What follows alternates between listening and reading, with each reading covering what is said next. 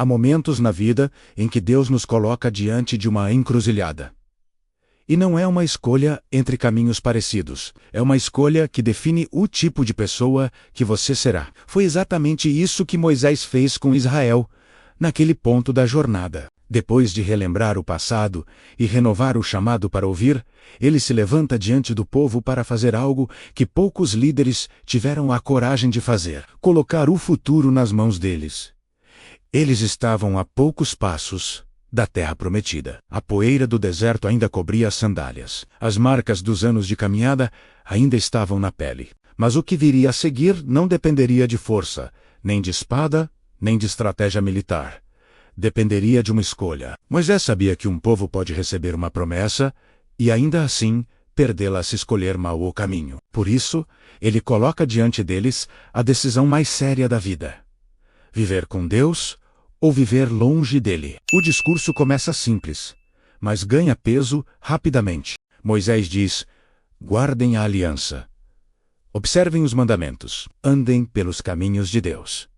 Mas então, ele vai mais fundo. Ele explica que tudo o que Deus pediu não era peso, mas proteção. Não era limitação, era direção.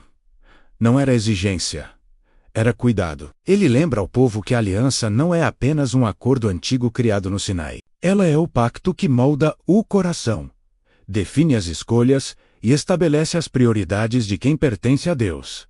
E aqui está o ponto alto desse discurso. Moisés mostra que obedecer não é apenas dizer sim a Deus, mas dizer não a tudo o que tenta roubar o lugar dele. Porque o coração humano, se não estiver ancorado, sempre será seduzido por caminhos mais curtos, mais fáceis, mais convenientes. Ele alerta: quando vocês entrarem na terra, verão povos com seus próprios deuses, seus próprios altares, suas próprias práticas. E esse é o risco, porque a sedução raramente começa forte. Geralmente começa com pequenas concessões, um altar ignorado aqui, uma prática tolerada ali, um costume diferente, adotado sem perceber, uma voz que parece inofensiva, mas que lentamente desloca o coração de Deus para qualquer outro lugar. Moisés sabe que uma geração pode perder em dias aquilo que outra levou décadas para construir.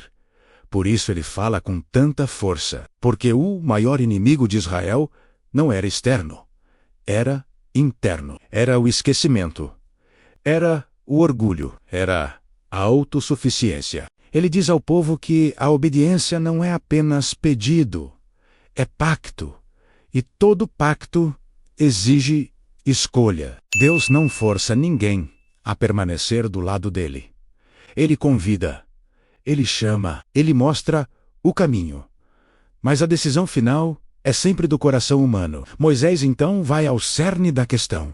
Obedeçam, porque Deus ama vocês. Obedeçam porque Ele foi fiel quando vocês foram infiéis. Obedeçam porque Ele cuidou quando vocês duvidaram. Obedeçam porque Ele já provou quem Ele é.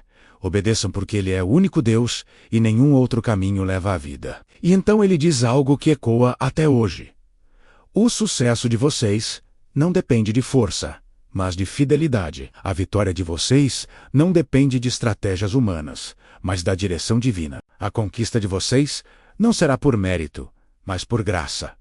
Moisés lembra que o Deus que os conduziu não muda. Ele é o mesmo Deus de Abraão, de Isaque e de Jacó.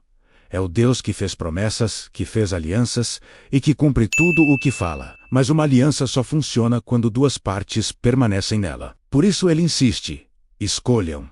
Escolham com consciência. Escolham com seriedade. Escolham porque o futuro nasce das decisões que o coração abraça. O discurso de Moisés não é chantagem espiritual, é amor pastoral. É a súplica de um líder que sabe o preço de ignorar a voz de Deus. É o último esforço de um homem que viu o que acontece com quem tenta trilhar seu próprio caminho. A escolha daquela geração decidiria não apenas seus dias, mas o futuro de seus filhos, netos e das próximas linhagens. Porque escolhas espirituais não ficam presas ao presente, elas moldam histórias inteiras.